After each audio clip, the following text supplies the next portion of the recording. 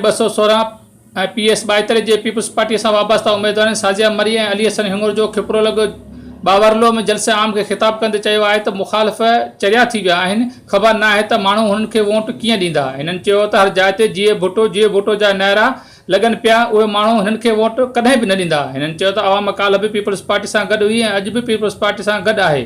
जीत peoples party जी थींदी। अवां तीर ते वोट ॾेई पंहिंजो फ़र्ज़ु अदा कयो ऐं पोइ ॾिसजो त छा थो थिए। ऐं 5 जुलाई ते सिर्फ़ु हर जॻह ते जीए भुटो जा नारा ई हूंदा। पाकिस्तान पीपल्स पार्टी पारां नामज़द कयल उम्मीदवारनि MA 216 ते अदी साज़िया अता मरी PS 72 ते अली हसन हिंगोर जो खे पंहिंजो क़ीमती वोट ॾेई कामयाब कंदा। ॿिन्ही अॻवान जी कयल ख़िदमत कंहिं खां लिकियलु छुपियल नाहे। करायल सरकारी कम, रोडनि जी ॼाण, थर में पीअण जे पाणीअ जी पाइप लाइन पहुचाइण ताईं संदन अहम किरदार अदा रहियो आहे। जंहिं तीर ते थपो हणी कामयाब कंदा। पारां रईस अमानुल्लाह खान मरी सदर पाकिस्तान पीपल्स पार्टी तहलको खिसरो। नौजवान क़यादत तइलीम याफ़्ता PS 72 जे आज़ाद उम्मीदवार मोहम्मद अली पोहड़ खे पंहिंजो क़ीमती वोट ॾेई कामयाब कंदा।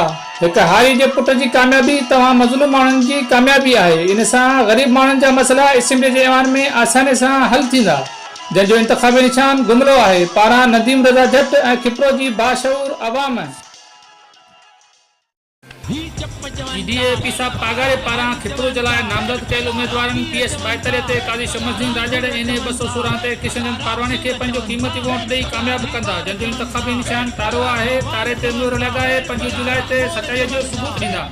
पारां मोहम्मद काइम राजड़ ऐं बारोचो राजड़ अॻुवान पाकिस्तान मुस्लिम लीग फंक्शनल तहलको खिपरो।